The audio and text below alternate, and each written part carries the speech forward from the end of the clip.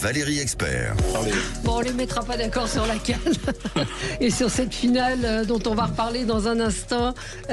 Pour commenter l'actualité dans ce 10h midi, Alex Darmon, journaliste politique. Bonjour. Bonjour. Oh là, vous êtes en forme ce matin. Oui, ça va. Là, on vous retrouve sur YouTube, votre chaîne Les Indécis, chaîne de débat politique. Jean-Pierre Denis, journaliste, écrivain. Vous êtes créateur de la lettre d'information théopolitique. Bonjour à vous. Bonjour Valérie. Éric Revel, journaliste, éditorialiste Madame. à Sud Radio.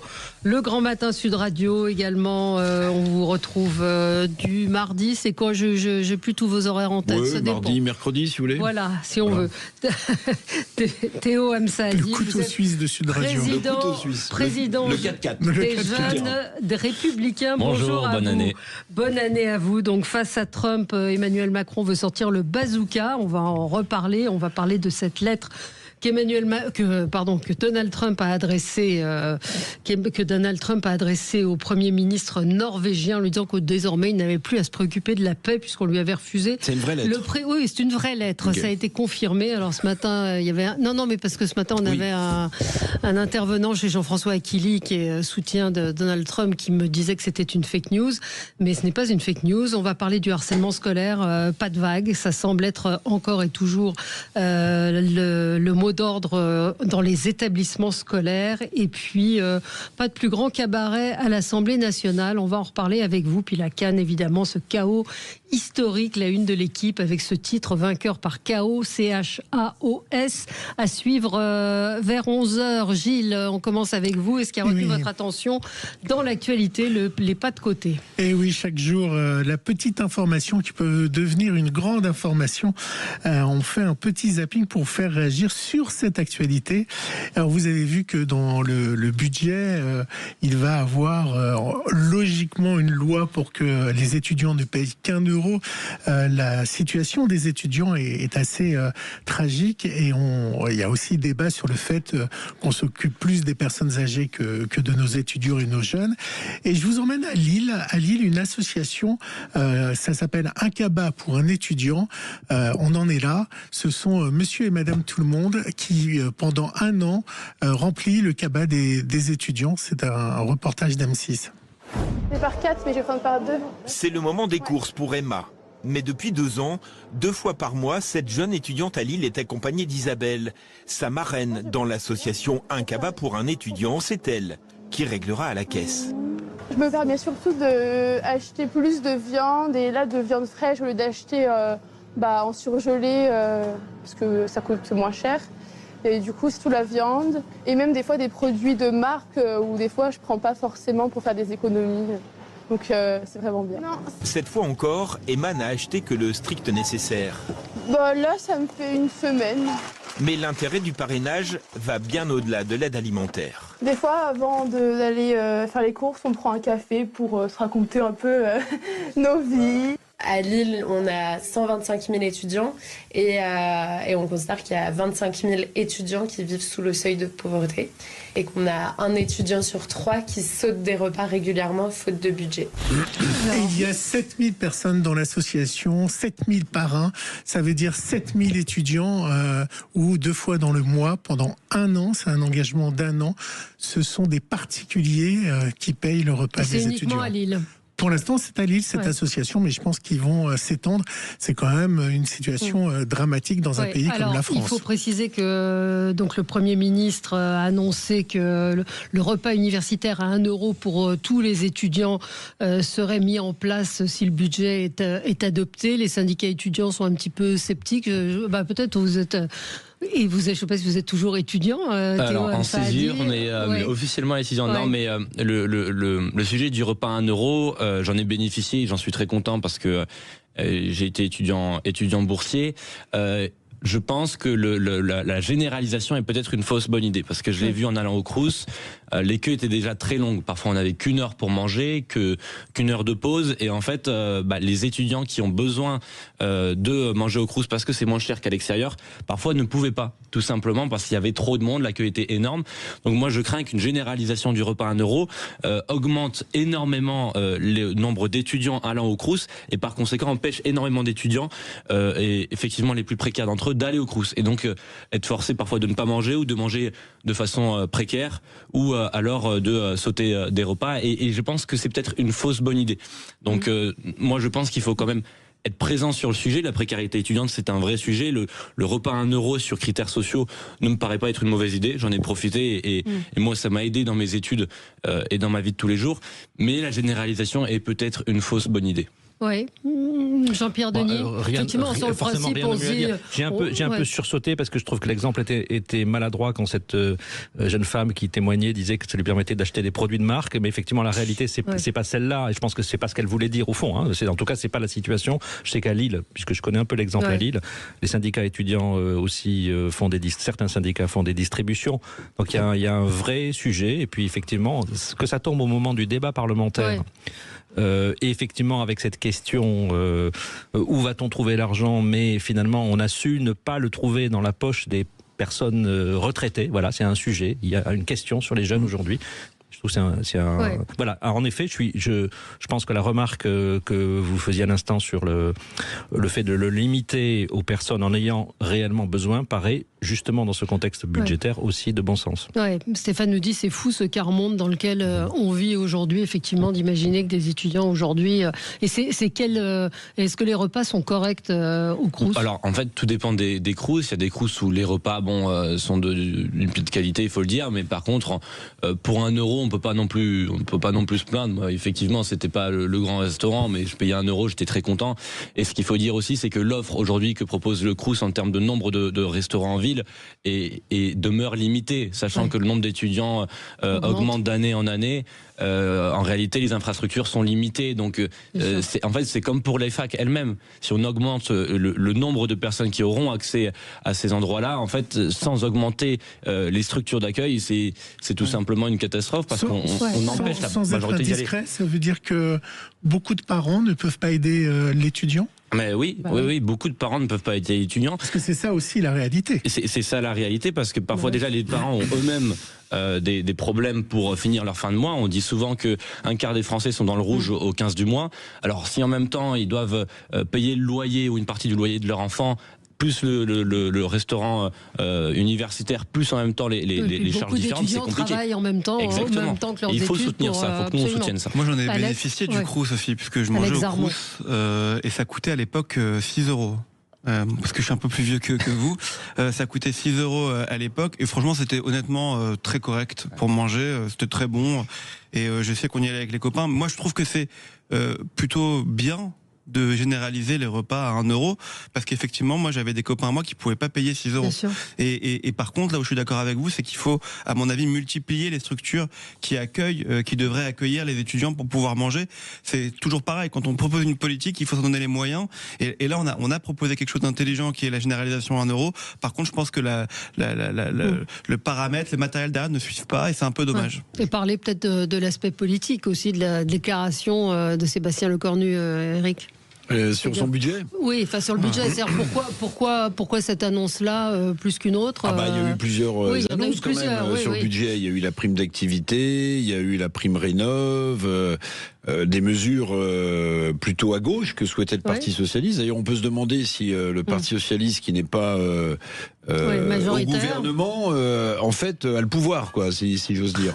Mais sur la tiers-mondisation des classes moyennes françaises, c'est un vrai sujet. Je regardais un classement de revenus disponibles par habitant en moyenne.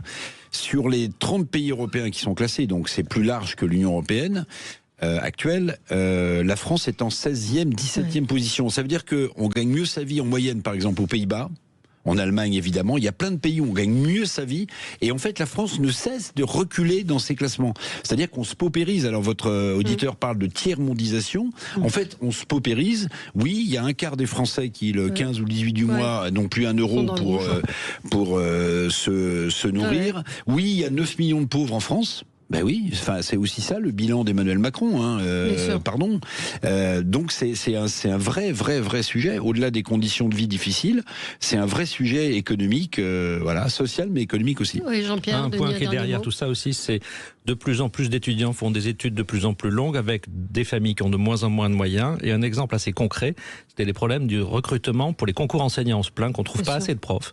Et en fait, Nicolas Sarkozy avait cru bon de monter le niveau d'études pour pouvoir passer ce concours. Et ce que ça produisait comme effet, c'est tout simplement que les étudiants n'avaient pas les moyens de se payer des études extrêmement prolongées pour devenir après professeur des écoles. Là, il y a une mesure, on est revenu sur cette mesure et il y a de nouveau, il semblerait qu'il y ait un peu plus de monde au concours. C'est aussi lié à ça. Il faut pouvoir financer des études aussi dans la durée. Très bien. On se retrouve dans un instant avec la suite de votre zapping, Gilles. Et puis, on va parler de chasse à cour. De chasse à cour, et puis on parlera évidemment de ce match de foot que vous avez peut-être vu hier soir, la finale de la CAN. À tout de suite. Sud Radio, mettez-vous d'accord. Sud Radio, le 10h midi, mettez-vous d'accord, Valérie Expert. Et on continue avec vous, Gilles, donc le zapping. Autre son qui a retenu votre attention? Vous savez que je mets toujours un son un petit peu original, histoire de faire réagir nos débatteurs. Alors si la chasse à cour est toujours autorisée en France, on pourra en débattre. Depuis 2002, elle est interdite en Écosse, ça c'est mon petit clin d'œil à Fantomas. Et depuis 2005 en Angleterre. Alors les Anglais, toujours... sont pas à une idée farfelue près, ont décidé que leur chien ne devait pas rester à la niche. Ah oui. Vous l'avez vu ça? C'est course humaine. Oui, exactement, oui. Ils ont inventé la chasse à cour, la chasse à cour au jogger. Oui. Alors le jogger part quelques minutes, 40 minutes avant, et ensuite on lâche les chiens. C'était dans le 20h de France 2, la chasse à cour au jogger. Nous avons testé pour vous la chasse au jogger, un loisir à la popularité grandissante outre-Manche. Ce maître d'équipage élève depuis plus de 20 ans des Saint-Hubert, une race de chiens très différente de celle traditionnellement utilisée pour la chasse à cour. Ils ont un bien meilleur odorat, ce sont de super limiers. Comme nous chassons des êtres humains, il faut un odorat très fin. Pour observer cette étrange chasse de l'intérieur, j'ai décidé de me mêler aux appâts du jour, ce groupe de coureurs. Vous devez rester toujours groupés, car vos odeurs vont se mélanger comme un pot de peinture. Et c'est ce mélange que les chiens vont poursuivre. Départ des coureurs, il est 14h03. Nous nous élançons à travers champs, en évitant soigneusement les sentiers où d'autres randonneurs auraient laissé leurs traces. Pour les chiens, le top départ n'est donné que 20 minutes plus tard, car ils vont 3 à 4 fois plus vite qu'un être humain. Qu'est-ce que vous pensez de la chasse à cour des joggers? Des joggers. On court sur les joggers, on court après les joggers. Exactement. Bon, on les tue pas quand même. Non, sauf quand le chien rattrape. Je sais pas, ça fait penser à des films. Oui. Ça me fait penser à un vieux feuilleton, mais qui n'était pas rattrapé par des chiens, mais par une bulle géante qui s'appelait le prisonnier. Je ne sais pas si vous vous souvenez de ce feuilleton. À chaque fois, il croyait s'évader, il était rattrapé par une bulle énorme. Non, mais moi, la crainte que j'ai, je vous le disais, Gilles. Chasse à cour, les chiens ils sont excités après le gibier. C'est-à-dire que quand ils arrivent sur un cerf ou un sanglier, en général, c'est même les chiens qui blessent mortellement le gibier. Peut-être qu'un jour on aura un accident grave, mais peut-être qu'un jour les chiens, parce qu'à la fin du reportage, les chiens, la meute de chiens viennent lécher les, ils font la fête avec les joggers qu'ils ont attrapés. Moi, j'ai quand même une crainte sur le sujet. Oui, alors un auditeur me dit pour le sujet, il s'inspire aussi d'un film d'horreur où des gens prisonniers sont lâchés et pris en chasse à cour par une chasse. Ils n'ont rien inventé. Non, mais bon, je pense que dans le film, c'était beaucoup plus violent. Est-ce qu'il faut mieux courir après des joggers qu'après des animaux? Est-ce que finalement... Je pense que les chasseurs ont d'autres... c'est pas terrible. Non, mais ce qui m'intéresse, moi, par contre, c'est le fait que la chasse à cour en France soit toujours autorisée. Je trouve que c'est un véritable sujet. Vous l'avez dit, Gilles, en Écosse, en Angleterre, d'ailleurs, où la chasse à cour a été inventée, je crois. Elle a été suspendue et annulée. En France... 2002, l'Écosse, 2005 pour l'Angleterre. Ça fait 20 ans. En France, c'est toujours pas interdit. Alors moi, je suis pas contre la chasse. Je veux dire, c'est de la culture française, c'est comme la corrida, on pourra en parler, même si je suis pas un grand fan, mais je suis pas contre. Je peux comprendre que on a envie de garder ces traditions. En revanche, la chasse à cour, c'est quand même d'un autre temps, je trouve. Et je comprends pas qu'on n'en parle pas du tout au Parlement. On en parle, en tout cas ceux qui en parlent peut-être sont pas les bonnes personnes parce qu'elles sont un peu trop extrémistes, mais en tout cas on devrait peut-être en parler et poser la question, je trouve. Sinon vous courez vite? Moi je cours vite, je cours vite. Théo, un avis? La chasse à courre, je vous cache pas que j'en ai jamais fait. La chasse non plus. Mais je suis d'accord sur l'idée que. Mais du jogging, oui. Sur l'idée du jogging, ça m'arrive. Encore que ça fait bien trop longtemps. Vous n'avez pas envie qu'on vous court après Non, exactement. Mais la chasse, j'y suis pour à 300%. Je pense qu'il faut pas non plus aller contre les libertés individuelles. Par contre, la chasse à courre, effectivement, c'est un sujet qui est différent et délicat. Bon, on continue, Gilles. Oui, alors ça c'est pour lancer vos débats après le flash de 11h. Vous allez revenir évidemment sur Donald Trump et le Groenland. Ce week-end, il n'y a pas qu'Emmanuel Macron et l'Europe qui se sont mobilisés pour le Groenland. Il y a eu des manifestations monstres, aussi bien dans la capitale du Groenland, que dans tout le Danemark. Ils disent non, neige en danois. Une seule voix, bravant le froid glacial et la pluie, plusieurs milliers de manifestants s'élancent dans la petite capitale groenlandaise. Pas à vendre! Arrêt symbolique devant le consulat américain. Une démonstration de force pour dire non aux visées de Donald Trump sur le Groenland. Nous voulons rester qui nous sommes, être possédés par personne. Nous sommes très inquiets. Nous avons peur de ces gens mal intentionnés qui dirigent le monde. Dans le même temps, des milliers de personnes rassemblées aussi au Danemark. C'est ce pays qui possède le Groenland en tant que territoire autonome. Le bras de fer se poursuit, mais pas de quoi dissuader le président américain qui hausse encore le ton. Ce soir, sur son réseau social, il annonce de nouveaux droits de douane sur les marchandises envoyées aux États-Unis, notamment par la France. Une surtaxe de 10%, puis de 25% cet été. Alors, est-ce que vous pensez que le peuple va être assez fort, le peuple du Groenland et le peuple danois, pour lutter contre Trump? Ils ne seront pas tous seuls, oui, vous avez dit que c'était une manifestation monstre. Ils étaient 1000, je crois qu'on a entendu dans le reportage, c'est-à-dire une grande partie de la population. Voilà, je dis ça un peu avec le sourire, mais c'est un des problèmes aussi. C'est une toute petite population en réalité. 000 personnes, je crois. Ils ne seront pas tous seuls, visiblement. On va parler C'est à peu près comme si 1 million de personnes avaient défilé en France, mais ça reste du bazooka d'Emmanuel Macron. Alors peut-être, Eric, vous vouliez en parler. Effectivement, de la réaction de la France. Donc on a envoyé 15 chasseurs alpins. Oui, mais moi je me suis pas moqué sur cette initiative. La preuve, c'est qu'on a beaucoup, on l'a dit, c'est la 7e compagnie qui débarque au Groenland.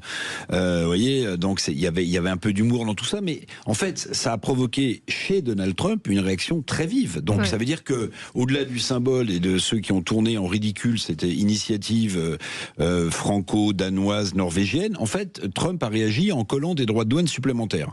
D'abord, je rappellerai que l'idée que les Américains mettraient la main sur le Groenland, c'est une idée qui date du 19e siècle. Oui. C'est une très vieille idée aux États-Unis qui a été partagée par d'autres présidents américains.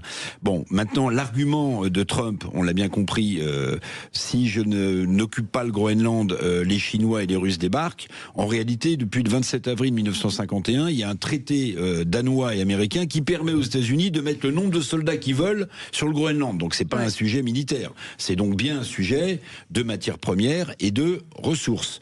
Bon, maintenant, moi je trouve, et je parle maintenant du bazooka commercial. Ben oui, parce que en fait, c'est quoi? Ça s'appelle. Alors c'est un mécanisme européen qui existe depuis 3 ans, puisqu'on est en 2026, qui s'appelle le mécanisme anti-coercition, qui est une législation juridique européenne, mais qui doit être décidée à la majorité qualifiée, puisqu'on a complètement dissous notre souveraineté nationale dans cette Europe fédérale, qui permet d'appliquer à un pays des droits de douane supplémentaires, de lui interdire des marchés publics, donc marchés publics européens, si c'est les États-Unis qui sont visés, aux entreprises américaines, de taxer tout ce qui est entreprises de services numériques, notamment, donc vous voyez ce que ça pourrait coûter aux États-Unis et à tous ces géants du GAFAM. Bon, le problème, c'est que c'est bien de montrer ses biceps, comme le fait Emmanuel Macron, mais il faut que ce soit décidé à la majorité qualifiée. 2, je rappelle que les droits de douane nouveaux que mettrait en place Donald Trump, ça ne concerne que les 8 pays européens qui s'opposeraient éventuellement à la vente du Groenland. Donc c'est très difficile à nouveau de trouver une majorité. Et puis attention, personne n'en parle, mais il y a une décision de la Cour suprême américaine qui va tomber dans quelques jours et qui peut dire que les premiers droits de douane qu'a décidé Trump, vous savez, quand il avait sa grande carte en disant vous le Vietnam, vous la France, c'est tant, peuvent être décidés, peuvent être par la Cour suprême rejetés au principe qu'ils ne seraient pas constitutionnels. Donc là, il y a le bras de fer peut-être, et on n'a pas les biceps pour le jouer avec les États-Unis, qui se joue entre l'Europe et les États-Unis, mais il y a aussi Il y a aussi la Cour suprême qui, si elle devait rendre un avis négatif sur les premiers droits de douane, mettrait Donald Trump dans une situation très compliquée. Je vous rappelle quand même que les midterms, c'est pour bientôt, les élections de mi-mandat, et que surtout une partie de sa majorité républicaine est en train de le lâcher. Oui, sauf que la Cour suprême lui est plutôt acquise, non? Oui, mais la Cour suprême... Oui, d'accord. Et puis les midterms, on n'est pas sûr qu'ils se tiennent, parce que vu ce qu'il a dit hier... Oui. Alors, on va en reparler, puis on va parler de cette lettre totalement surréaliste qu'il a adressée au Premier ministre norvégien en lui disant « Vous m'avez pas donné le prix Nobel de la paix, la paix, je m'en fous maintenant, je pense à moi. » À tout de suite. Sud Radio, le 10h midi, mettez-vous d'accord, Valérie Expert. Et on est de retour avec vous dans ce 10h midi, avec, pour commenter l'actualité, Théo Hamsaadi, président des Jeunes Républicains, Alex Zarmon, journaliste politique. On vous retrouve sur votre chaîne YouTube Les Indécis. Jean-Pierre Denis, journaliste écrivain. Et j'encourage tout le monde à lire votre lettre d'information, la lettre d'information théopolitique. Et Éric Revel, journaliste éditorialiste à Sud Radio. On vous retrouve dans le grand matin Sud Radio. Donc on va revenir à ce qui est en train de se passer au Groenland face à Trump. Donc Emmanuel Macron dit qu'il veut sortir le bazooka. Donald Trump, et on peut s'interroger quand même sur oui, pardon de le dire comme ça, sa santé mentale quand on voit la lettre qu'il a envoyée sans aucun filtre en disant vous n'avez pas voulu me donner le Nobel, donc aujourd'hui je m'en fous, je n'œuvre plus pour la paix, je ne pense que à mes intérêts. On va revenir sur la CAN et puis bien d'autres sujets avec vous. On a un auditeur qui déjà voulait réagir à ce qui se passe au Groenland. Est-ce que les Américains vont réussir à prendre possession de ce territoire? Bonjour Emmanuel, vous nous appelez de Suresnes. Oui, bonjour Valérie. Oui, merci de me donner la parole. Écoutez, il y a une chose qu'il faudrait quand même dire, c'est que pourquoi est-ce que les Américains feraient une invasion puisqu'ils sont déjà sur place? Ils ont la base de Thulé dans le nord-ouest où se posent 2600 avions, appareils militaires américains par an, une piste de 3 km. Il y a au moins 3000, sinon 3500 militaires américains sur place. L'invasion, elle a déjà eu lieu depuis longtemps. Bush avait essayé de racheter le Groenland aux Danois pour 100 millions de dollars. Ils avaient refusé. Je ne pense pas qu'il va y avoir beaucoup plus que ça. Trump s'agite énormément, mais je pense que c'est du show. Et en réalité, il en profite pour déstabiliser l'Union européenne parce qu'il déteste, il vomit Ursula von der Leyen, Emmanuel Macron, Merz, et donc il est ravi de les embêter, mais l'invasion, elle a déjà eu lieu. Je pense que la seule chose qui peut se produire, c'est réellement une renégociation de la location du territoire sur laquelle est installée cette base au nord-ouest de... Ça s'appelait plus l'avant, ça s'appelle Pituffik maintenant. Vous pensez que c'est fait et qu'il n'y a aucun doute là-dessus? Mais ils vont pas prendre la souveraineté ils vont pas envoyer de nouvelles troupes. Ils sont déjà sur place. Et ils peuvent pas voler la souveraineté du Groenland aux Danois. Ça ne marchera pas. Pour moi, c'est du show. Alors, vous dites c'est du show. Peut-être que je vous vois hocher la tête, Jean-Pierre Denis. Moi, j'aimerais bien pouvoir partager votre optimisme. Mais je trouve qu'avec Donald Trump, on a plutôt intérêt à prendre ce qu'il dit au sérieux. On peut penser qu'il est fou, et il est peut-être fou, mais c'est néanmoins nécessaire de le prendre au sérieux. Je pense que, je ne suis pas dans sa tête, mais au fond, quand on connaît l'histoire des États-Unis, les États-Unis se sont quand même agrandis comme ça, y compris en achetant des territoires qui appartenaient à la France. Donc, dans son imaginaire, puisque vous savez, il dit et il répète qu'il est le plus grand président des États-Unis depuis les pères fondateurs, il en est persuadé. Et je pense que cette idée de conquérir le Danemark et donc d'être le président qui fait rentrer un nouveau territoire dans les États-Unis est peut-être dans un coin de sa tête. Moi, je ne suis pas persuadé que ce soit pour des raisons. Évidemment, on pense tous que le prétexte de la Chine et de la Russie, c'est fumeux. Oui. On met en avant la question des terres rares, enfin du sous-sol en fait du Groenland. Je suis même pas sûr que ce soit le véritable motif qui pousse Donald Trump à cette obsession. C'est peut-être juste précisément acquérir le Groenland, faire rentrer le Groenland dans les États-Unis. Alors, j'ai pas d'éléments, si vous voulez, qui le prouvent, si ce n'est que tout son comportement va dans ce sens-là et que quand il a une idée un peu, qui nous semblent absurdes, loufoques, dangereuses, irréalisables, souvent, derrière, ça se met en marche. Il suffit de réécouter son discours d'intronisation lorsqu'il a prêté serment. Il a dit que l'Amérique allait agrandir son territoire et qu'il ne serait, à la fin de son mandat, un territoire plus grand. Il l'a dit, il l'a annoncé. Il suffit de réécouter ce passage lors de son intronisation et quand il a parié. Il voulait aussi s'occuper du Canada. Oui. Mais c'est plus difficile. Voilà. Bon, d'une certaine manière, il l'a déjà agrandi en mettant la main sur le pétrole vénézuélien. Alors, l'un des autres arguments de Trump, c'est qu'il veut mettre en place un dôme anti-missile. Alors, les spécialistes disent qu'en fait, on n'a pas besoin de mettre des missiles au sol, qu'avec les satellites, ça suffit. D'autres disent qu'on pourrait les installer dans la périphérie de New York et ça aurait le même effet de couverture pour les États-Unis. Bon, voilà. Donc, tous les arguments, en fait, on tourne autour en se demandant quel est le véritable argument. Peut-être c'est de l'ego, peut-être c'est juste... C'est du business. J'ai réussi.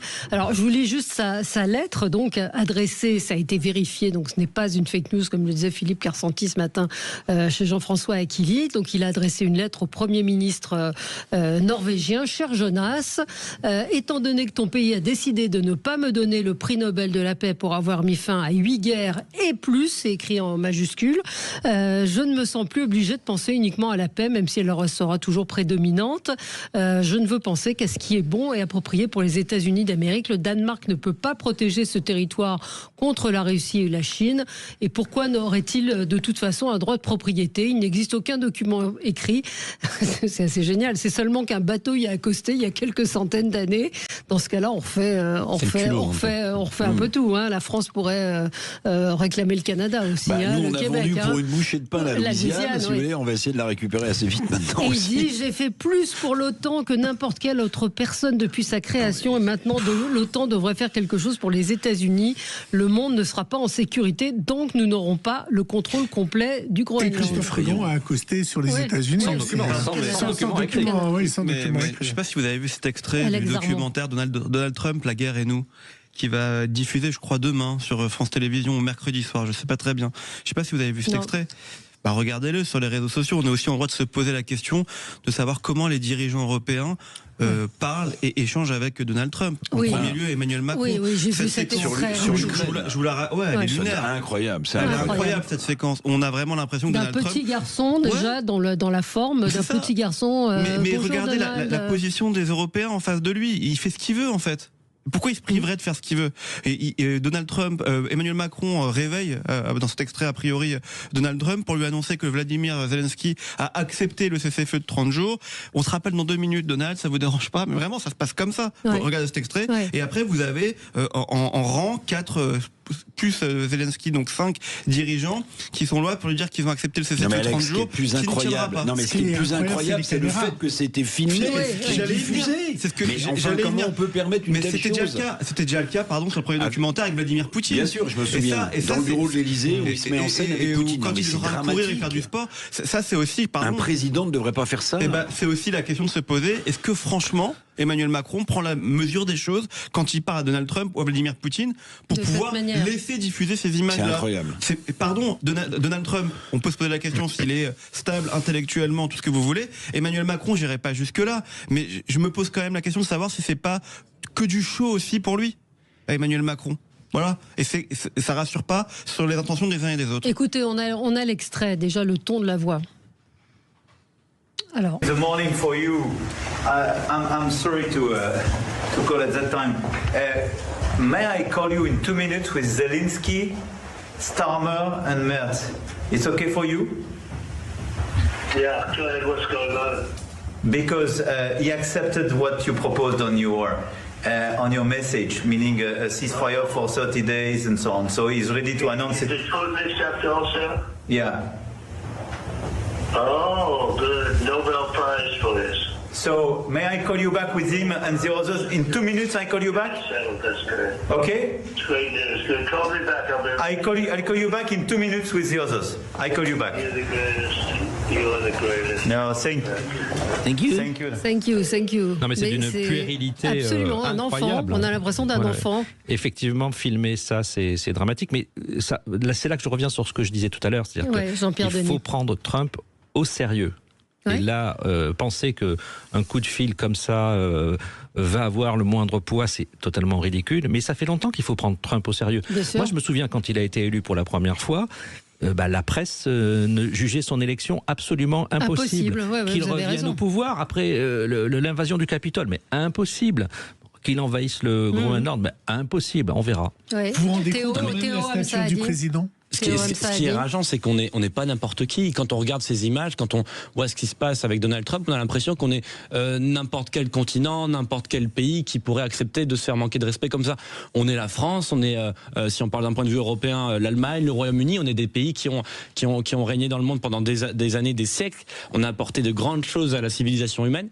Et aujourd'hui, on accepte de se faire marcher dessus par un homme qui nous menace, qui passe sa vie à menacer d'augmenter les droits de douane, passe sa vie à critiquer l'Europe, à critiquer la France, à critiquer ce que nous sommes devenus. Alors il y a beaucoup de choses à critiquer, mais quand on est fier, quand on est même peut-être un peu orgueilleux, on se retrousse les manches, on répond aux États-Unis et avec force. On se contente pas simplement d'éléments de langage. Ce qu'on doit leur dire, c'est des mesures de rétorsion qui sont très claires. C'est de leur dire qu'en fait, à partir de maintenant, on va se donner les moyens d'être autonome. La défense, elle doit être européenne. On peut être allié avec les États-Unis, il n'y a aucun problème, mais les Européens doivent être défendus avant tout par les Européens. Les entreprises françaises doivent être protégées comme elles se doit. Et si en même temps, il faut attaquer les entreprises américaines, il faut le faire. Il faut arrêter de se comporter comme des petits pays qui ont peur de la grande puissance. Aujourd'hui, il y a un rapport de force à jouer. L'Europe n'arrive plus à jouer ce rapport de force-là. Faut qu'on retrouve la grandeur qu'on a eue dans le passé. On va continuer et vous pouvez nous appeler 0826 300 300 si vous voulez réagir. Évidemment, on vous attend. Puis vous verrez la réponse, une des réponses imaginées par Benjamin Haddad. Je suis sûr que Donald Trump va trembler. À tout de suite. Sud Radio, mettez Valérie Expert. Je vous fais quand même écouter l'extrait donc de Benjamin Haddad. Vous l'attendiez. J'ai fait ce teasing. J'ai retenu mon souffle. Voilà. Ça fait comme 3 minutes Benjamin Haddad qui explique comment la France peut répondre à Donald Trump. Ou interdire aux GAFAM d'exercer en Europe. Est-ce que demain on coupe Amazon et Facebook? Alors ce que vous décrivez, ça fait partie des outils qui sont dans le mécanisme anti-coercition. Donc après interdire Facebook ou Amazon, ça fait partie des outils, une fois de plus, dont on dispose dans le cadre de cet instrument anti-coercition. Alors, Rafik Smati qui vient ici de temps en temps a fait une vidéo qui est très intéressante où il dit aujourd'hui la guerre, ce sera peut-être pas forcément une guerre militaire, nucléaire, etc. C'est qu'aujourd'hui la dépendance aux États-Unis, c'est-à-dire qu'ils ont, Gilles pourra peut-être nous le préciser plus, Google. Toutes nos clouds, toutes nos données en fait appartiennent aujourd'hui aux États-Unis. Donc on est cyberdépendant d'eux et que si on nous coupe tout, on va être dans une merde. Il n'y a pas d'autre mot. Quand vous publiez sur Facebook, ça appartient à Facebook, vos photos, vos vidéos. Ils sont propriétaires de tout ce que vous postez. Et j'ai trouvé que c'était une réflexion assez intéressante. Donc de dire on va couper, sauf qu'on n'aura plus rien. On va se retrouver demain sans boîte aux lettres. Si on peut avoir des alternatives européennes, par exemple, on aura Mistral. ChatGPT est aux États-Unis. ChatGPT, c'est pas ce qui est indispensable. Oui, on aura Mistral. Oui, mais vos données Google, vos photos, vos clouds, vos messageries. Les mails, bien sûr. Non, mais dans la liste qu'a évoqué Eric Revel tout à l'heure, il y a une chose qui est quand même très étonnante, c'est les marchés publics. Oui. Et ça, pour le coup, c'est assez logique de penser que les marchés publics en Europe sont réservés à des entreprises européennes. Les marchés publics, c'est de l'argent public, donc ça doit aller dans des entreprises européennes. Imaginons que l'on veuille accéder au marché public américain. On sait que c'est très très très compliqué, voire impossible. Là, il y a un principe de réciprocité qui pourrait... on ne voit pas pourquoi ce principe ne pourrait pas être appliqué à l'échelle de l'Union européenne. En fait, on tombe des nues en se disant que ça fait partie des instruments extrêmes qui pourraient être évoqués. Ça devrait être la règle, en réalité. La Belgique, ils ont acheté des avions aux Américains, des avions militaires. Alors, il y a les marchés de défense. Non, mais il n'y a pas de préférence communautaire. C'est bien sûr. Mais je ne sais pas si vous vous souvenez du scandale absolu. À l'époque, Airbus avait remporté un immense contrat d'avions ravitailleurs pour l'armée américaine. Donc, ça avait duré des années. Ils avaient passé tous les obstacles. Et au dernier moment, les États-Unis, au nom de la défense et de la souveraineté américaine, a dit pas du tout, ce sera pas Airbus, ce sera Lockheed Martin. Point final. Donc nous, il n'y a pas de préférence communautaire. Il n'y a pas de préférence communautaire. Quand on nous colle des droits de douane qui peuvent aller jusqu'à 50%, je rappelle que Madame van der Leyen, le sourire en coin, a été nous signer un accord de plus 15%, auquel s'ajoutent les 10% promis par Trump, qui peuvent aller jusqu'à 25% au mois de juin. En fait, je ne sais pas si vous vous rendez compte, mais pour le business même allemand et français, c'est un cataclysme si ça s'applique. Non, nous on continue d'être ouverts à tous les vents. Venez. Il y a des clauses au niveau européen. Bien sûr. Qui sont absolument hallucinantes. Par exemple, quand vous prenez les doigts dans la confiture, une boîte qui a subventionné ses produits d'exportation comme les Chinois, vous appliquez en Europe ce qu'on appelle un droit voisin, c'est-à-dire juste la marge qu'aurait gagné celui qui a été subventionné, mais on pénalise pas. On pénalise pas. Cette Europe fédérale va dans le mur. Même les Allemands, il y avait un grand papier dans le monde, sont en train de s'interroger sur ce projet européen. Voilà. Et très juste, toujours Stéphane, fidèle auditeur, qui nous dit Visa, Mastercard, c'est américain. Il va y avoir un euro numérique qui va être créé aussi avec la Banque Centrale Européenne. Donc ça, pour le coup, ça prend du temps. Ça doit avoir le jour, je crois, de mémoire en 2029, avec des tests qui vont commencer d'ailleurs fin d'année 2026, justement pour contrer Visa, Mastercard et pour installer un système de paiement américain. Français, pardon. Européen. Mais on a le meilleur système, le JE carte bancaire. Pourquoi est-ce que l'Europe ne met pas en place? Que le système carte bancaire ne suffit pas. Il faut créer un euro numérique pour pouvoir être indépendant de la situation monétaire internationale. On a Wero qui a été mis en place aussi. Oui, mais tout ça, c'est des entreprises privées. Donc, d'une certaine manière, il faut qu'on réussisse à créer quelque chose qui dépende des États européens et de l'Europe, si vraiment l'Europe veut pouvoir être dépendante. Et c'est ce qu'essaye de faire la BCE avec toutes les banques centrales de chaque pays. Maintenant, on en revient à un même point, c'est qu'il n'y a pas de diplomatie européenne, il n'y a pas de stratégie européenne. Chacun commente un peu dans son coin, à part pour la guerre en Ukraine, et malheureusement on voit le résultat, c'est-à-dire rien. Il s'est rien passé depuis 2022 et depuis cette guerre en Ukraine. On a juste fait subir et reculer, et par conséquent, tout le monde s'exprime un peu comme il veut dans son coin. Emmanuel Macron prend le leadership de tout ça, mais ça marche pas et ça fonctionne pas. Voilà. Ouais. On va changer de sujet, on va dire quelques mots quand même de cette CAN, vous vouliez l'évoquer, de ce match, donc de cette Coupe d'Afrique des Nations, avec cette finale hier entre le Sénégal et le Maroc, un match qui était digne d'un film, à suspense, avec des événements totalement hallucinants, et cette une, vous avez raison, vous l'avez tweeté Eric, de l'équipe qui est excellente. Vainqueur par KO, CHAOS. On a tout de suite Nicolas en ligne avec nous, qui attend, qui voulait réagir. Vous avez regardé évidemment le match. Nicolas, bonjour. Oui, bonjour. Effectivement, j'ai regardé le match hier. Enfin, c'était un scandale. On se demande si le match n'a pas été acheté avec le chaos qu'il y a eu juste après. Moi, je comprends pas. Mais acheté par qui?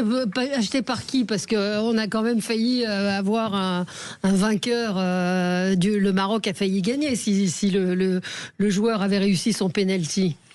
Oui, justement, s'il n'avait pas essayé de faire une panenka, il l'aurait pas raté. On fait pas un panenka en finale, donc c'est pour ça. Zidane l'avait fait, mais c'est Zidane. Ouais. Oui, c'était Zidane. Mais lui, c'est le meilleur buteur aussi de Maroc, 5 buts pendant la CAN. Oui, mais bon, c'est pas pour ça qu'il faut faire une panenka, surtout dans ce contexte-là. En plus, il l'a raté sa panenka. Au passage, elle est très lente, le ballon. Bon, je vais pas faire l'expert, mais le ballon arrive très lentement. Une panenka, normalement, ça monte beaucoup plus haut. Mais je pense qu'il a eu la pression. C'est le cas de le dire, international, et qu'au moment de tirer, il a perdu ses moyens. Je sais pas, on shoot à fond et t'as le penalty, t'es à peu près sûr. Très étrange. Alors, votre coup de gueule, c'est quoi? Franchement, c'est l'organisation de cette Coupe d'Afrique des Nations dont on se réjouissait. Mais elle a plutôt été saluée, de ce que j'ai pu lire. Non, pas sur le terrain. Alors oui, l'organisation en tant que telle. Oui, au Maroc, les stades sont magnifiques. Stades magnifiques, oui. Les stades sont sublimes.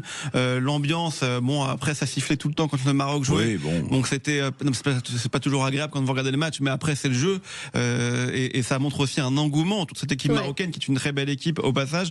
Par contre, le fair play. Le fair play dans les stades, franchement, n'était pas du tout au rendez-vous. Hier soir, on l'a vu. Je sais pas si vous avez vu cette vidéo du gardien sénégalais remplaçant qui vient soutenir son collègue titulaire, et les ramasseurs de balles marocains qui viennent, qui l'empêchent de lui donner à boire, mais qui en viennent aux mains. En plein match. Qui en viennent aux mains. Tire par les pieds, aux mains. C'est incroyable de voir ça, de voir ces images-là. Pardon, mais l'entraîneur sénégalais qui demande à ses joueurs de rentrer parce qu'il y a un penalty qui est sifflé. Au passage, penalty pour moi valable. Il y avait faute. Alors on va pas revenir sur le but d'avant qui avait été refusé, mais il y avait faute. Mais l'entraîneur sénégalais qui demande à son équipe de rentrer, c'est anti-sportif aussi. C'est du fair play niveau 0. Et alors pour moi, le grand flop de cette Coupe d'Afrique des Nations, et qui donne une très mauvaise image du football africain, ce sont les arbitres qui ont été nuls du début à la fin. Alors est-ce que ça rejoint pas ce que dit Nicolas? Est-ce qu'il n'y a pas eu des suspicions moi je pense que c'est les arbitres de corruption Hier d'ailleurs l'arbitre était complètement dépassé. Il était là au milieu, il regardait ce qui se passait devant lui. Il se marrait à un moment. À un moment il se marrait. Non, pour moi ce sont les arbitres qui ont été. Il y a aussi les réseaux sociaux qui ont grossi les choses. C'est aussi ce qu'on a pu voir sur cette CAN, c'est que les réseaux sociaux ont un rôle aussi sur. Sans doute. Après. À ce niveau-là, Gilles, faire monter la sauce. Non, mais à ce niveau-là, Gilles, franchement, l'arbitre doit tenir son match. Et il l'a pas tenu du début à la fin. Il y a la VAR sur le but du Sénégal. Je vois pas où est la faute, pardon. Il y a zéro faute. Je vais refaire mon journaliste média, Valérie, si vous voulez bien. Eh bien, c'était TF1 qui arrivait en tête, quand même, avec Maison de retraite, le film de Kev Adams. Les audiences, avec 4 millions de téléspectateurs. Mais M6 est arrivé deuxième avec 3,3 millions.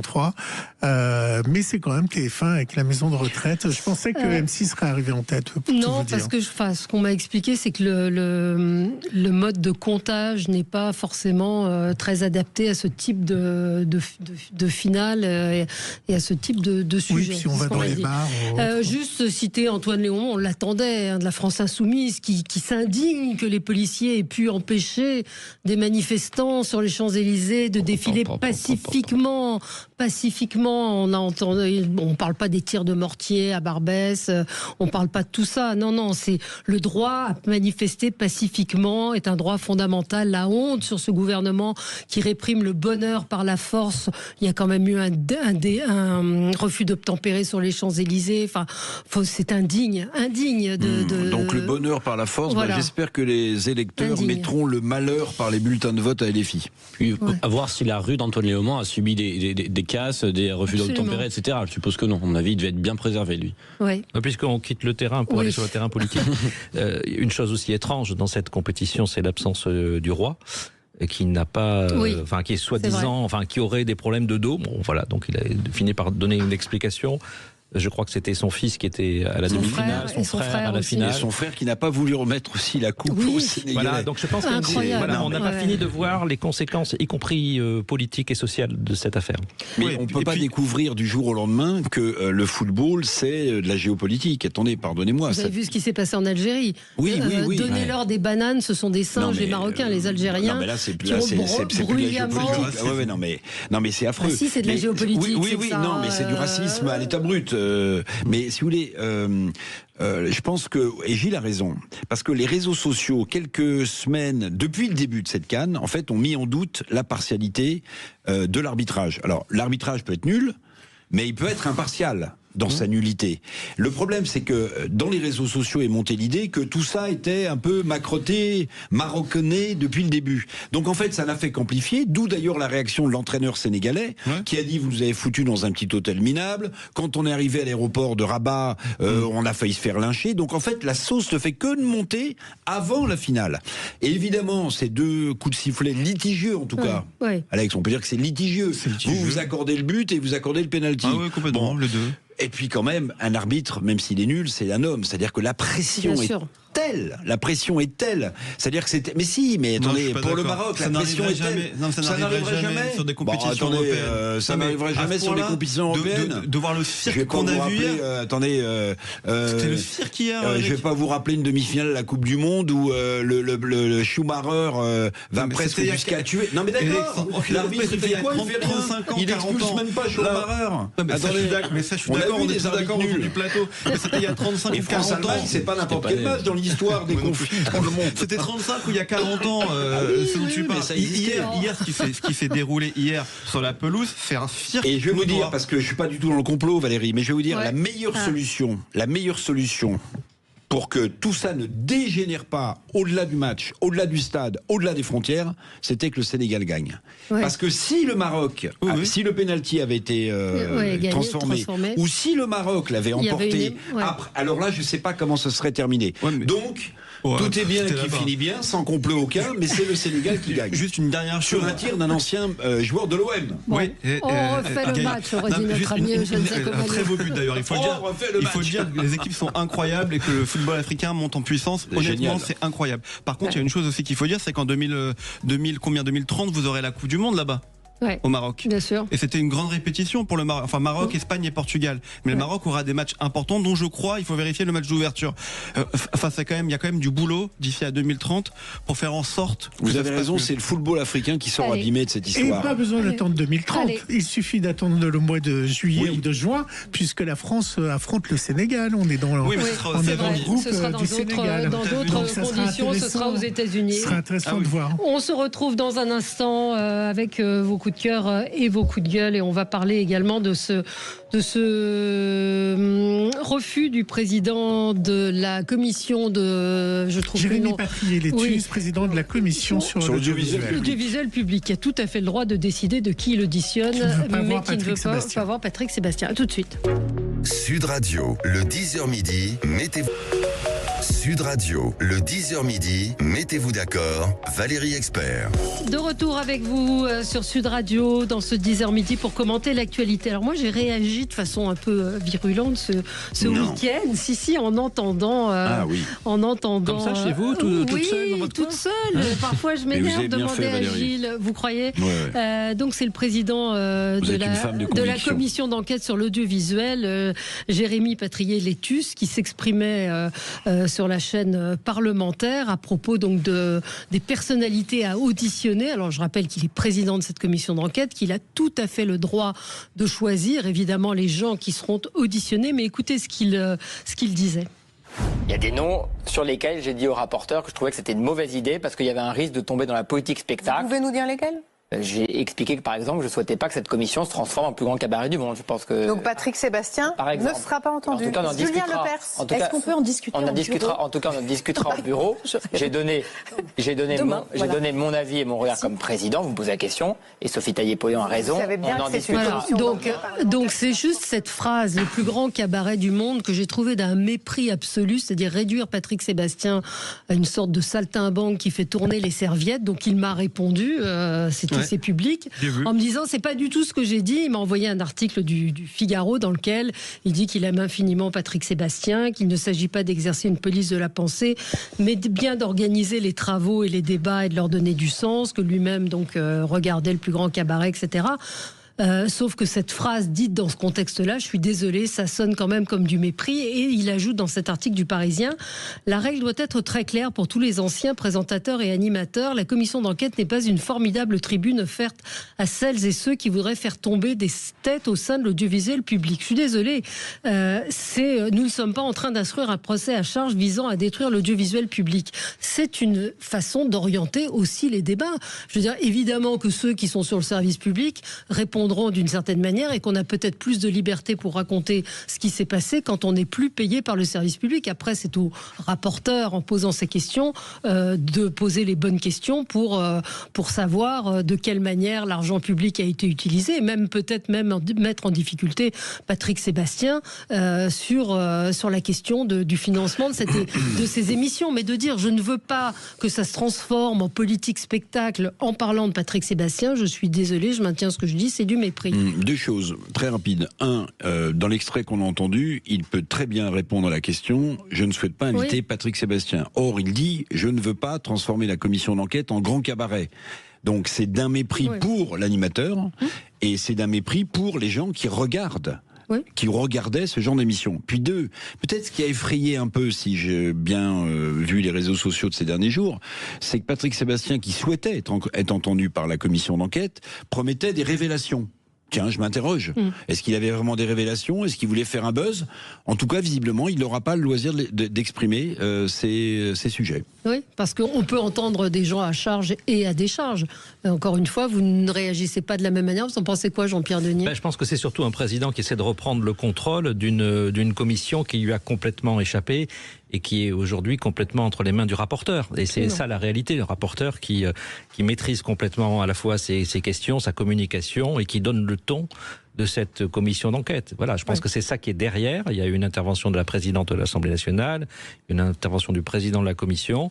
On voit que la commission a pris un tour qui n'était pas prévu au départ par ce président et qu'il essaie de reprendre la main. Parce que vous pouvez, quand vous êtes rapporteur, poser des questions qui dérangent aussi aux gens qui viennent balancer, je mets des guillemets. Je veux dire, il a été producteur pendant 25 ans, Patrick Sébastien. Donc, il y a aussi des questions à lui poser sur cette longévité. Enfin, on peut le mettre en difficulté, vraisemblablement, sur ces questions-là. Moi, je trouve ça très maladroit de la part du président de la commission d'enquête, d'autant plus que c'est un homme politique et il faut quand même savoir que Patrick Sébastien, à qui on peut rendre hommage pour tout ce qu'il a fait, a été quand même, je crois, l'un des premiers producteurs ou présentateurs télé à faire venir des hommes politiques dans des émissions un peu différentes que des interviews classiques. Je pense notamment à Jacques Chirac, qui était venu au moment de déguisement ou de choses comme ça, qui a été le premier à être parodié, parce que Patrick Sébastien l'imitait et se déguisait en lui, et Jacques Chirac était venu jouer le jeu avec lui. Et donc il a quand même rendu, d'une certaine manière, service à la télévision en démocratisant un petit peu plus la politique à sa manière.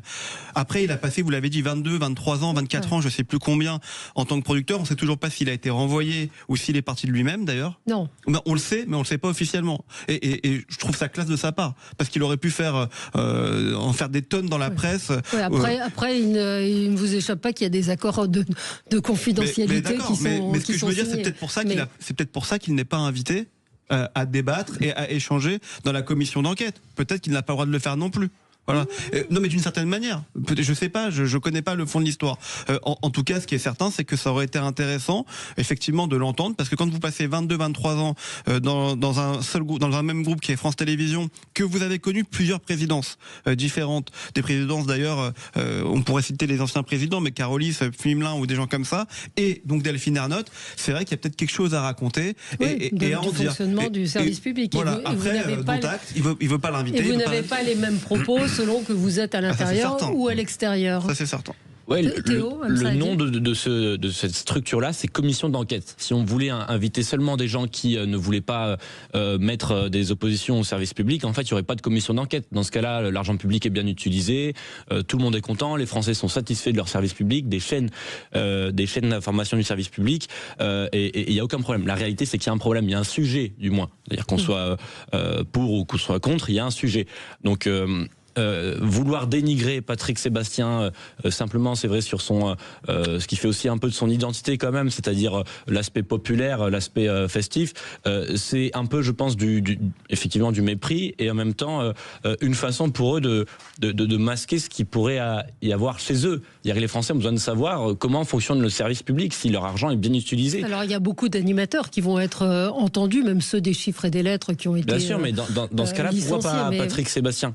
Oui. C'est-à-dire qu'il y a quand même un lien qu'on a tendance à oublier, qui est presque philosophique, entre le fait de prélever de l'argent à des Français pour leur dire votre argent va servir telle chose, et en l'occurrence ici le service public, et donc en contrepartie il faut qu'on leur montre que ce service public il est rentable pour eux, il est utile, et là on a l'impression qu'il ne l'est pas. Gilles ? Moi je pense qu'il a des choses à dire et que ça ne veut pas être entendu, tout simplement. Il s'est aussi engagé politiquement récemment, et donc je pense qu'il gêne, et quand on gêne, on n'est pas entendu.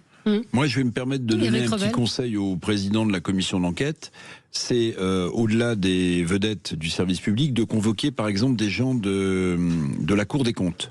Pourquoi je vous dis ça? Parce qu'on sait maintenant, et moi je l'avais dit sur Sud Radio parce que j'avais eu l'info, que le rapport sur la mauvaise gestion de la direction en place de France Télévisions avait été, au prétexte qu'il n'était pas tout à fait terminé, il avait été publié après la réélection de Madame Ernotte.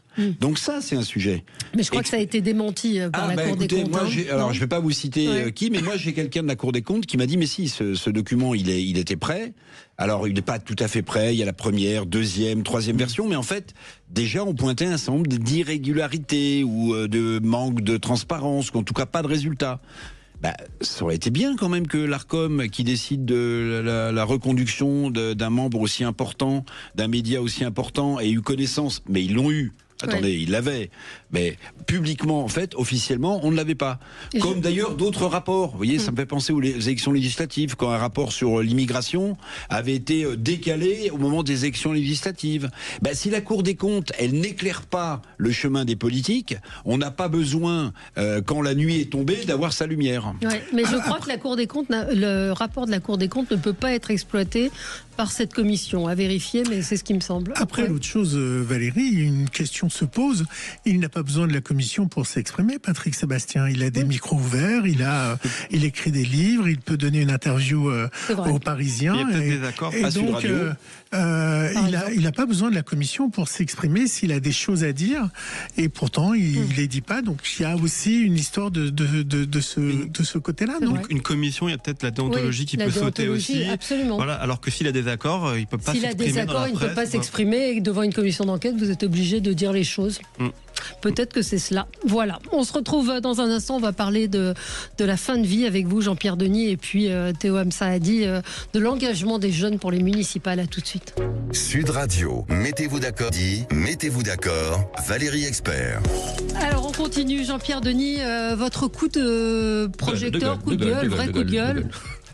Non, on va pas refaire ici tout le débat sur le fond pour ou contre l'euthanasie, mais je trouve ce débat-là, ces jours-ci, au Sénat, vu tout ce qu'on vient d'évoquer, les préoccupations énormes que l'on a, les préoccupations y compris des Français, parce que c'est pas celle-là, contrairement à ce que certains lobbyistes prétendent, c'est complètement surréaliste. On a une assemblée qui n'arrive pas à se décider, à se mettre d'accord sur, y compris, on a vu les difficultés sur le projet de loi de financement de la sécurité sociale. Là, le texte passe au Sénat et on a des sénateurs qui prétendent avoir amendé, corrigé le texte de l'Assemblée. En fait, on se demande s'ils l'ont vraiment lu ou compris. Voilà, je trouve que ce débat est de très mauvaise qualité. Il est complètement absent, en fait.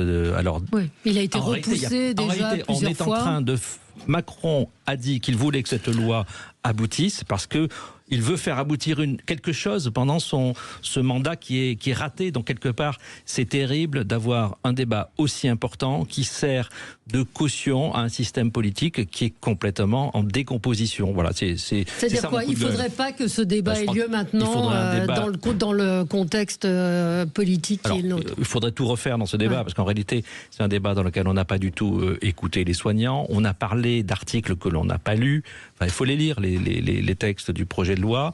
Et maintenant, on arrive au Sénat qui prétend avoir une version différente de ce projet de loi, sans changer en réalité le fond du projet.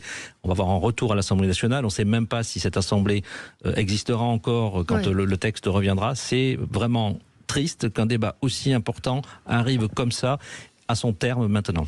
Oui, c'est pas son terme. Alex. Enfin, ce qui n'est peut-être pas son terme d'ailleurs. Ce n'est pas son terme. Moi, je suis pas tellement d'accord avec vous parce que d'abord, je n'ai pas lu le texte du Sénat. Donc je sais pas, je vais pas me prononcer sur ce texte-là, je le connais pas. Ce qui est certain, c'est que c'est un débat qui est nécessaire. Et ça fait 3 ans qu'il dure ce débat. Il a connu 3 premiers ministres différents, malheureusement. Et je pense que c'est toujours sain que dans une démocratie, il y a un débat sur des sujets aussi importants. Maintenant, j'ai pas lu le texte, donc si vous connaissez peut-être mieux que moi, sans doute. Et je sais pas s'il a vraiment été amendé. Je trouvais qu'il y avait des bonnes choses dans la première version à l'Assemblée nationale, qui n'était pas du tout définitive et qu'il fallait en parler et l'amener au Parlement, ce qui a été fait. Il se trouve qu'il n'a pas été voté. Là, il revient au Sénat. Le Sénat, on le sait, n'a aucun pouvoir législatif. Il devrait y avoir une autre navette parlementaire. Donc moi, je suis plutôt pour qu'il y ait un débat et qu'on en discute. Mais j'ai pas dit que j'étais pas pour qu'il y ait un débat. Encore faut-il que ce débat soit de qualité. Je pense que c'est quand même la moindre des choses que d'exiger un débat de qualité. Par exemple, on présente ce projet comme finalement mesuré, raisonnable. Il nous mettra parmi les pays les plus libéraux, dans le sens autorisant le maximum de choses en réalité. Et c'est là que je dis, on discute d'un texte que l'on n'a pas lu, justement. Mais c'est là que c'est dramatique. Voilà. Et moi, comme journaliste, je trouve insupportable de parler de choses qu'on n'a pas lues. Mais comment vous savez qu'ils n'ont pas lu ? Mais parce qu'il suffit d'écouter, en fait, on se demande si parfois ils comprennent en fait les mots qui sont dans le texte. Voilà. Entre le texte de l'Assemblée et le Sénat, même au niveau de l'Assemblée. Enfin, relisez moi, je voudrais juste, si vous voulez, ce sera mon coup de gueule au fond. C'est commencer par lire les textes dans ton débat et voir vraiment ce que ça signifie. on en est très très très loin. Oui. Moi, je suis comme Alex, j'ai pas lu le texte, mais je suis de l'avis de Jean-Pierre Denis quand même. Pourquoi je vous dis ça? Parce qu'en fait, Emmanuel Macron, c'est quoi le bilan d'Emmanuel Macron? C'est quasiment à 0 pointé. C'est le Emmanuel Macron du premier quinquennat qui veut fermer 13 réacteurs nucléaires. Oui. C'est le Emmanuel Macron qui veut une réforme des retraites et puis finalement il dit on verra plus tard. En fait, il a 0 bilan, 0, ou pas grand-chose. Donc évidemment, il veut marquer des esprits, mais le sujet, à mon sens, est trop sérieux pour être traité par des gens, donc, dit Jean-Pierre Denis, qui ne connaissent pas le texte, ou qui, au pire, vont faire du lobbying. C'est une question trop grave de société, à mon avis, qui mérite plus de débats et pas décidée par cette Assemblée nationale. Oui. Théo, Msaadine ? Oui, le débat sur la fin de vie doit avoir lieu, mais dans de bonnes conditions, parce que moi je suis jamais partisan du fait que des grandes décisions sociétales, qui sont en réalité plus que politiques, mais quasiment des révolutions anthropologiques, soient prises sur un coin de table avec des arguments qui sont peut-être parfois biaisés ou avec des avis qui sont pas totalement complets. Pour moi, dans ce pays, on a perdu l'idée d'avoir vraiment de prendre le temps sur des questions comme ça, de prendre le temps, parce qu'on ne revient jamais en arrière quand on est sur ces sujets-là. Donc après, moi, pareil, j'ai pas lu le texte, j'ai une position particulière dessus, mais qui m'est propre. Mais la seule chose dont j'ai envie, c'est qu'on prenne le temps, parce que une révolution anthropologique, ça se prend pas du jour au lendemain. Oui. Bon. Surtout qu'on prenne le temps de la qualité d'un débat. Oui. Voilà. Parce qu'effectivement, c'est un débat dont on peut parler et dont on reparlera, parce que c'est un processus en réalité. Mais là, vous dites qu'il ce sera un texte très permissif en matière de fin de vie. C'est le texte du moins la version de l'Assemblée nationale. On verra la version finale. Les amendements, pour l'instant, la version du Sénat ne me semble pas. Il y a des questions fondamentales, par exemple, la liberté de conscience. C'est un point extrêmement important qui concerne beaucoup de professions, en réalité, beaucoup de professions parmi les soignants, qui concerne évidemment aussi les hôpitaux catholiques, ça c'est certain, mais c'est un problème en soi déjà très très important qui mériterait là aussi un débat de qualité. Et puis une chose aussi importante, c'est un peu à côté, mais c'est pas si à côté que ça. On a parlé des problèmes de budget, de financement, de sécurité sociale.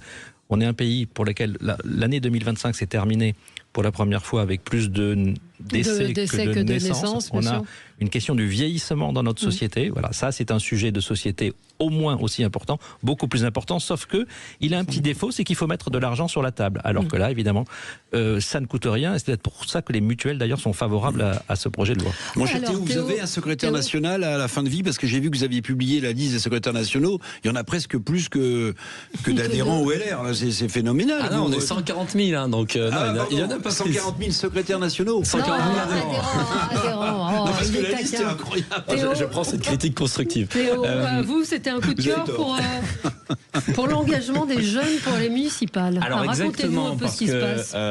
Donc, les municipales, c'est dans 2 mois et on n'en parle pas forcément encore énormément. Il y a un sujet que quelques médias